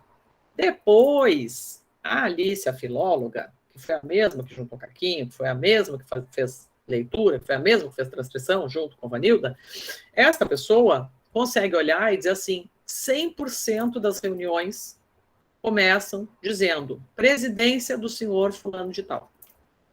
Então, a minha opção para essa edição, com conhecimento da paleografia de mãozinha dada com a filologia, nesse caso com a conservação e restauro também, né, me diz que a minha segunda leitura, a minha terceira leitura, preparar da minha edição, é para um público que queira ler esse texto entendendo. Porque vocês podem imaginar que esse texto ficou extremamente truncado, né? Faltam vários pedaços nele, que não foram possíveis de serem recuperados, porque simplesmente não tem. E isso aqui é o código de dizer não tem.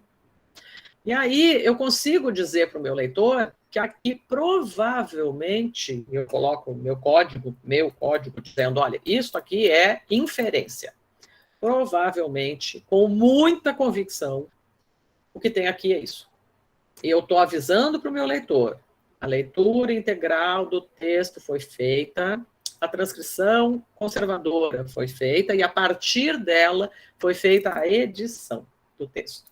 Aqui, por exemplo, eu vejo... Cadê? Eu achei uma palavra. Fizesse. Eu vejo uma parte de cima da palavra fizesse, uma parte de baixo da palavra fizesse. Aí eu consigo, sem estar enxergando a letra inteira, dizer para o meu leitor, na terceira leitura, na edição do texto, né, que, entre colchetes, inferência minha está desta forma. Se eu não soubesse ler paleograficamente, se eu não soubesse lidar com esse texto paleograficamente, eu não teria nem começado a chutar os caquinhos e muito menos chegado nesse grau de interferência para apresentar uma edição possível, palatável ao meu leitor. Tá? Esse aqui é o caso em que a edição é a única solução de acesso. Esse documento está lido, está transcrito, está restaurado, encadernado e não deve mais ser manuseado. Né? Ele deve ficar lá porque ele está realmente muito, muito delicado. Diga, Esther. Oi, professora, boa noite. Mas isso não é trabalho para quem começou ontem, viu, gente? Isso é trabalho para quem já é assim, mais estrada, tá? Interferir assim no texto é para edição, não é mais transcrição. Diga, Esther. Não. Oi, boa noite. Então, o que significa quando a senhora coloca assim, o senhor presidente na segunda linha, lá no final, a senhora colocou uma barrinha. Ah, barrinha, aqui. Significa mudou a linha do original. Só que eu estou muito mais aqui na minha edição, não na transcrição inicial, tá? Infelizmente, o slide que eu tenho normalmente para dar aula logo depois desse é a transcrição ipsis literis. O slide seguinte é a transcrição com as primeiras alterações, e aqui é a edição, tá? Então já é a terceira etapa de leitura isso aqui. Significa que eu estou mantendo os blocos de texto, os blocos de informação, mas eu não estou mantendo a divisão de linha, linha, linha, linha. Certo? Então, aqui acabou a linha do original. Na minha edição, eu aviso que a linha do original acabou e dou sequência. Aqui acabou a linha, eu aviso que acabou e dou sequência. Aqui eles dão um espaço para começar um parágrafo novo, uma informação nova. Eu respeito e dou essa informação nova separada. Aí eles começam um novo bloco de texto. Eu respeito e dou esse novo bloco de texto. Certo? E tudo isso está contado para o meu leitor numa parte que antecede a minha edição, que se chamam critérios de edição. Aí eu estou contando todos os códigos, todo o meu comportamento, toda a minha postura. Alguém que ler os meus critérios vai conseguir olhar para esse texto e, de repente, desfazer na sua cabeça uma série de interferências que eu fiz na minha edição. E se essas pessoas quiserem a transcrição original, elas vão ter acesso, porque ela está feita. Beleza? Não sei se a Esther está falando. O microfone estava bem baixinho, Esther. Não, professora, é só isso, obrigada. Nada. Outro exemplo de juntar caquinho, outro exemplo de quebra-cabeça. Né? Essa documentação é do acervo da casa do convento de Santa Clara do Desterro, aqui de Salvador. Tem uma documentação extremamente conservada, tem uma parte que já está restaurada e tem outra parte que está assim, ou que estava assim. Tá? E até para separar os folhos de um texto, eu tenho que saber ler isso, eu tenho que saber entender o que está escrito aí, para saber que pedacinho pertence a que página. Tá? E muitas vezes só me sobra isso para ler. Claro que qualquer pessoa de juízo ia embora e ia dizer assim, não, isso aí não dá para ler.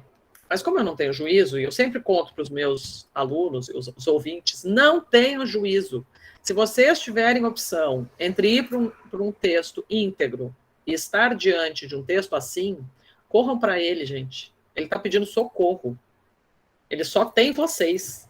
E ele pode não estar aqui de novo se o próximo pesquisador quiser acessar. Vocês que estão na frente dele naquele momento, não o abandonem, viu? Porque esse tipo de material, em geral, é um material que é deixado. Isso aí sai da minha pesquisa, porque meu prazo não dá, porque minha paciência não dá, porque eu acho que não tem condição, né, de entrar nele. Mas tentem, vocês vão ver que é muito... Está claro aqui, tudo que está aqui é extremamente legível. Então, leiam. O que tem aqui de conteúdo é tipo 80% do texto. O que eu não tenho aqui? Eu não tenho uma parte de números, vocês estão vendo aqui que se repetem sistematicamente. Então, eu não posso preencher esses números, porque, de fato, eu não estou vendo. Né? Eu não posso preencher, eu não vou preencher, nem numa edição com mais inferências. Aqui não tem como fazer. Tá?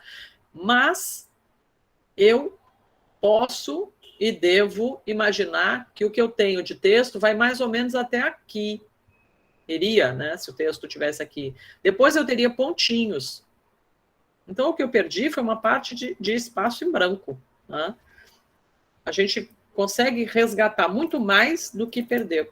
Né? Eu consigo ver, por exemplo, esta partezinha do texto e saber de que manuscrito ele saiu, mesmo que esse manuscrito inteiro esteja perdido. Dá para saber o que ele foi. Só por conhecimento de letra, de mão, de instrumento, de tipo de papel. É o mesmo tipo de papel. Esse aqui pertenceu a um parente desse aqui. Um parente desse documento. Certo? Então, se puderem, né, encarem primeiro esses. Não abandonem esses, perdão.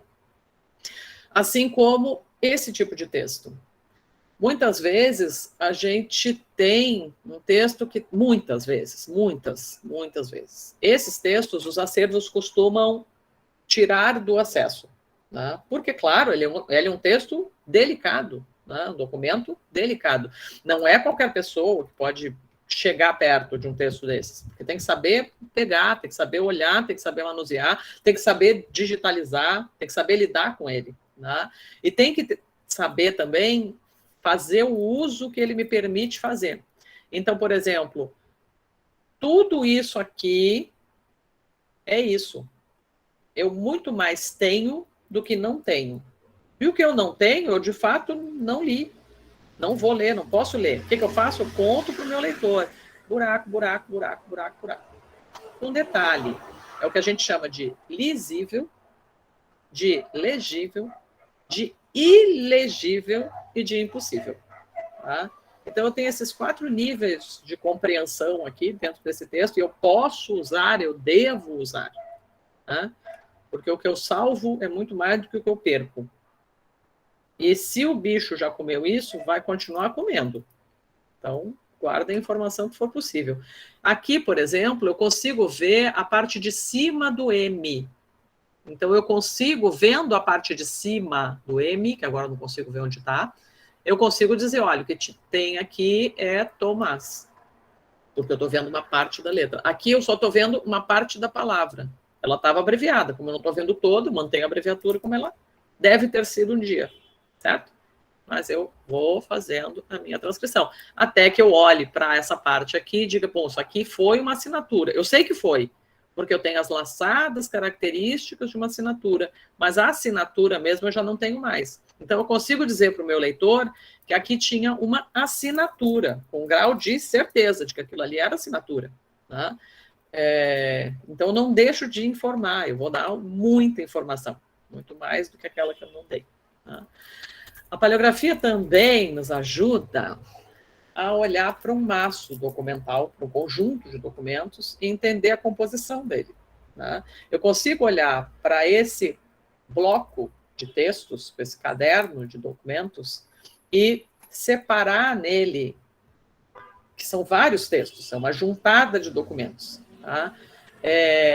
Eu consigo separar neles 8 petições, 10 despachos, 2 provisões, 6 atestações, 1 justificação, 1 assentada, 1 portaria e 1 cópia do regimento dos ritos. Certo? Então, se eu não souber ler minimamente, se eu não souber a estrutura que tem cada tipo documental, né, cada tipo de texto, eu não vou conseguir fazer essa compreensão aqui. Eu dizer, olha, aqui termina um texto, começa outro, estão todos relacionados. Mas eu preciso desse conteúdo que me é dado pela paleografia e por uma outra ciência que anda assim de mãozinha dada com ela, que é a diplomática, tá? Que nos ensina a estrutura documental. Eu consigo olhar para esse documento e dizer, tenho tudo isso, ok, mas quem escreveu tudo isso foi uma pessoa só. Então, muito provavelmente, isso não é um original, isso é uma cópia. Ah, então é uma cópia falsificada. Não, é uma cópia, com valor, com seu valor histórico, com seu valor de conteúdo e o seu valor documental, porque todos esses documentos foram trazidos para cá em forma de traslado de fé pública. Então, todos eles são autênticos, eles só não são os originais. Tá? Como é que eu sei disso? Porque eu vou desconfiar que todos esses documentos não seriam feitos no mesmo lugar, pela mesma mão, no mesmo momento, pela mesma pessoa. Tá? Porque a paleografia me conta essa estrutura também, junto com a diplomática. Tá? A paleografia também nos ajuda a perceber que nem tudo que é antigo é original. Esse documento, ele tem cara de velho, certo? Ele é velho. E ele tem aqui dentro textos e mais textos e mais textos, são traslados de traslados, de traslados, de traslados, todos trazidos para essa documentação. Eles remontam, ele traz aí dentro textos de 1500 e pouco, 1600 e pouco, 1700 e pouco, 1800 e pouco. Eles são todos copiados em 1800 e pouco. Tá? Por quê? Porque essa mão é de 1800 e pouco, e porque tem elementos nesse texto que me dizem que ele não é um original. Por exemplo, tem assim, dentro do texto, não sei se vai ter aqui, dentro do texto tem informações assim, lugar do selo. Significa que lá no original que a pessoa olhou para copiar, tinha um selo. Ou sinal público, escrito. Sinal público é uma assinatura bastante rebuscada, assim, é quase um desenho. Se está escrito em letras, né, sinal público, aquilo não é o sinal. Eu já sei disso, porque eu já estudei paleografia, eu já estudei diplomática, eu sei as formas de validação, eu sei olhar para aquilo e dizer assim, isso aqui não pode ser original, isso aqui é um traslado. Mas por que ele é autêntico? Porque ele é válido, ele foi trasladado, conferido, corrigido e validado por tabelião. Beleza? Em livro preparado especificamente para lançamentos disso, todos rubricados e numerados. Tá? Eu não sei se alguém tem alguma pergunta, que eu estou vendo os cliff, mas não sei se é o chat. A paleografia nos ajuda também a perceber o caminho que um documento percorreu. Muitas vezes um documento percorre muitas mãos. Esse aqui, por exemplo, é o Dietar do Mosteiro de São Bento da Bahia. É uma cópia de um documento que é do Mosteiro de São Bento e que foi parar na Biblioteca Nacional. Quando eu chego nesse documento na Biblioteca Nacional, eu vejo que ele tem erro de leitura, quem leu esse documento transcreveu errado, leu esse documento e transcreveu há bastante tempo, né? Há mais de um século. Porque eu sei que esse documento já existia, já estava pronto para ser exposto na exposição de História do Brasil que teve na Biblioteca Nacional em 1881. Ele consta lá do catálogo da exposição, né? E aí eu percebo que esta pessoa aqui leu esse documento e disse assim, olha, deve ser Antônio, não deve ser Florencio. De fato, quando a gente vem no documento mais antigo, que é o que está aqui é Antônio. Essa pessoa conhecia a história e conhecia o documento daqui, e leu isso. E essa mesma pessoa contou para o leitor seguinte que esse livro está encadernado errado. Ele traz a biografia, a necrológio, né? O necrológio de cada monge que morreu. Então, morre o primeiro monge, segundo, terceiro, centésimo, aí passa para o duocentésimo. Aí depois volta para o centésimo primeiro, centésimo segundo, centésimo terceiro, né? Então, essa pessoa que já leu já deixou assim bem legal a pesca, né, a cola, para quem vai ler o documento seguinte. E a gente consegue ver porque mãos anda no documento. Gente, eu estou um pouco agoniada assim, com o tempo, ainda tinha um bocado de coisa para falar, mas são todos exemplos assim, de como a paleografia pode nos ajudar a olhar essa documentação, uma riqueza gigante, né? Eu não sei se eu sigo aqui falando ou se eu abro para perguntas. O que eu faço? Marcelo? Professora, Alicia, temos 10 minutos para as 8, né, para as 20 horas, então, como você desejar, se você quiser fazer um fechamento ou abrir para algumas perguntas, eu acho que eu gostaria da forma que você quiser. Eu gostaria de ouvir o pessoal, e se quiserem a gente faz um exercíciozinho de leitura, talvez. Acho que vale. Pode ser, gente? Não sei se dá tempo de fazer um exercício de leitura, mas em todo caso. Se não tiverem perguntas, eu vou fazer. Dou-lhe uma. Alicia. Eu acho interessante fazer um exercício de leitura. Amanhã vai ter exercício, gente, também, não se preocupem. Sim, mas exercício com não necessariamente. Isso. Lembrando, né, que o Matheus está aqui, vai nos prestigiar amanhã, então teremos mais um pouquinho de tempo amanhã. Uhum. Diga aí, Lucas. Boa noite.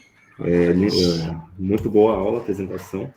Eu gostaria de saber se a senhora tem alguma experiência com leitura de língua antiga, por exemplo, grego ou latim antigo, ou se caso a senhora não tenha, até que ponto isso pode ser um agravante, porque quanto mais recuado o documento, né, maiores são as possibilidades dele ter se deteriorado com o tempo, e, sobretudo, essa questão da língua antiga. Como é que vocês lidam com isso? Certo. Assim, é comum que dentro de um documento, em especial documentos assim de estruturas eclesiásticas, documentos, por exemplo, tem uma documentação da Santa Clara do Desterro, né, do convento, que era letra de risco de compra, de venda de mercadoria e compra, letra de risco naval, né? Compra de mercadoria quer dizer, venda de mercadoria e compra de outra mercadoria. Eles saíam daqui com fumo, com fazenda, com sebo, vendiam na Argentina, no Uruguai, e depois iam comprar nas costas da África escravizados, né? Para trazer de volta para o Brasil. E esses documentos, eles andam junto. Então, eles têm as línguas dos portos onde eles chegaram, né?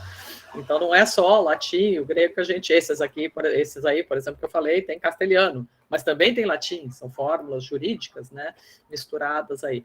Então, assim, ou nós sabemos e conhecemos as línguas com as quais nós lidamos, ou a gente trabalha em conjunto com colegas, né? Então, parte de um documento está escrito em árabe, eu não sei árabe, eu vou atrás de um pesquisador que leia árabe manuscrito, né? Às vezes eu consigo... Árabe também, o exemplo que eu dei, fugiu completamente do escopo, né? Mas às vezes eu consigo ver o traço. O pesquisador não é paleógrafo, mas conhece a língua. Aí eu digo para ele, olha, esse traço possivelmente é um A, possivelmente é um O, possivelmente é um R, né? E aí ele vai me ajudando a andar nesse documento, né? Isso é importante, a gente tem que saber até onde é a nossa condição de andar e aonde começa a nossa limitação e a quem a gente pede ajuda, né? Mas existem, sim, pesquisadores que trabalham paleografia em documentos gregos, paleografia em documentos latinos, latim de várias alçadas, né? Eclesiástico, latim jurídico e assim por diante. Isso é importante, né? Não é só porque o documento é antigo, muitas vezes é por causa da estrutura dele, o lugar onde ele foi feito, etc. Mas pedir ajuda aos colegas é muito importante. Tá bom, obrigado. Tá. Diga, Maria Fernanda, perdão. Oi. Não, eu vou continuar nessa coisa do Lucas, né? Porque, Alicia, eu não sou paleógrafa, não sou professora de paleografia, mas estou dando um curso agora, uma disciplina, né, que o Lucas está nela, de História e Paleografia. Então, estou aprendendo muito, por isso que eu sou sua aluna. A gente aprende em cada aula. Aluna a gente dá aula, a gente aprende. Sua, viu? Aluna dileta. Muito top, porque uma coisa é a gente fazer, outra coisa é a gente se arrogar a ser professora de uma disciplina que você não... Né? Bom, não, mas aí é sobre isso, essa coisa das outras línguas, né? E aí eu tenho muitos alunos, tem muitos alunos interessados, alunos e alunas, né, interessados em paleografia, e aí tinha uma aluna um aluno que me apresentou um documento em Nahuatl, na língua indígena mexicana. Sim. E agora teve uma aluna que queria que eu ajudasse ela a transcrever um documento do início do século XVI, né? 1523, alguma coisa assim, em espanhol. E é difícil para mim, eu não consigo. Bom, eu tive que dizer que eu não conseguia, porque não é a questão da letra só, né? É a questão da gente entender um pouco o contexto daquela questão que está ali sendo exposta. Só para te dar um exemplo, tem uma orientanda minha de doutorado, ela está transcrevendo e editando uma gramática do português para o tupi. E existem acentos na letra humanística, que é a letra com a qual a gente mais lida no Brasil, colônia, etc. É a letra muito próxima da que a gente tem hoje. O tio, ele pode ser representado com aquela minhoquinha tradicional, ou ele pode ser representado como um apóstrofozinho, né? Ou como um traço para lá, ou às vezes como um circunflexo. Nós representamos na transcrição pelo valor, não pela forma. Se eu não sei tupi, como é que eu vou saber qual é o valor daquele traço comprido, que pode ser um acento circunflexo, pode ser tudo. Né? Um tio, pode ser um agudo, pode ser um grave. Né? Eu preciso realmente, e não é uma falta de entendimento de paleografia, é uma noção da limitação de que conhecer o traço, perfeito, mas conhecer o traço no contexto de uma língua estrangeira faz toda a diferença. E existem pessoas, por exemplo, existem paleógrafos que só trabalham com textos em latim, dão aula disso. Existem paleógrafos que trabalham, por exemplo, com escritas em letras humanísticas. Outros que trabalham com mais escritas em letras góticas. Né? O ideal é quando o pesquisador está encrencado lá com um manuscrito com uma característica muito peculiar, que ele procure o paleógrafo certo para a sua pergunta, para conseguir ter a resposta certa, porque nós sabemos que nós não somos assim super poderosos, né? E é bom não ser. E nem somos, quer dizer, não conseguimos pelo desenho da letra. A gente até pode aprender o desenho da letra. É porque se fosse tão regular assim, uma letra gótica angulosa, por exemplo, ela é extremamente regular. O traçado dela já me diz muita coisa. Mas uma letra cursiva, pronto, dançou. O traçado dela não é regular, tão regular assim. E aí eu preciso de um conhecimento mais amplo na língua, no contexto, para conseguir dar conta de decodificar um traço que não é tão óbvio, muitas vezes. E aí a gente tem que pedir esse auxílio. Ajuda aos coleguinhas. Claro. Há gente que trabalha com isso sempre. Né? E uma dica que eu dou para o pessoal é que assim, existem muitos perfis nos Instagrams da vida, nos Facebooks da vida, que produzem conteúdos bacanas, de qualidade, sobre paleografia, que divulgam atividades, cursos, palestras sobre paleografia em nichos específicos, isso é bacana. Né? Existem também grupos de autoajuda, grupos de Telegram, tem uma galera que fez cursos comigo e que criou né, cursos, comunidades, né, Telegram, para ajudar, tipo assim, gente, na linha tal, a terceira palavra é o quê que eu não consigo entender? Né? E um colega ajuda o outro. Isso é bacana, essa troca. Paleógrafos são generosos, né? Nós temos que ser, a gente não sobrevive sozinho. Não, porque eu acho que eu sei ler muito legal, mas não sei ler excelente. Tem muita coisa que eu não consigo. Eu agora mesmo, nesse curso, eu passo micos. Faz parte. Ou eu dou um documento que eu controlo totalmente, ou no outros eu passo mico. Não tem essa, a gente aprende juntos. Claro, às vezes o olho do outro, por mais conhecimento que a gente tem, às vezes até intimidade com o documento. Ensinam muitas vezes, é muito legal isso. Eu estou vendo aqui que o pessoal está dizendo exercício, eu estou aqui com o coração apertadinho, gente. Peraí, eu vou fechar. O coração aperta, né, Alicia? Mas eu sei que vocês amanhã vão ter quem acompanhe muito bem no exercício. Eu só queria mostrar a cara do documento, posso? Pode sim. Se os alunos estiverem de acordo. Mas eu mostro. Daqui a pouco a gente passa um cafezinho e vai ficando por aqui. O shape dele aqui. Uma dica de ouro. Comecem a ler um texto de fora para dentro. Leiam um texto antes de ler o texto. Percebam, por exemplo, que esse texto, vocês estão vendo já, né? Que esse texto está dentro de um livro, ele não é um folho avulso, que ele tem outros, ele não está no início do livro, ele também não está no fim do livro, tem coisa antes dele, tem coisa depois dele. Né? Percebam que ele está escrito por aqui é o texto principal, e aqui eu tenho outras partes de texto, que nesse caso são assinaturas. Né? Tem partes que faltam do texto, mas que eu vejo a cicatriz do texto. Isso aqui não é esse folho, é o folho de baixo, de trás, tá? Vocês estão vendo aqui. Mas eu vejo a cicatriz, eu consigo ler.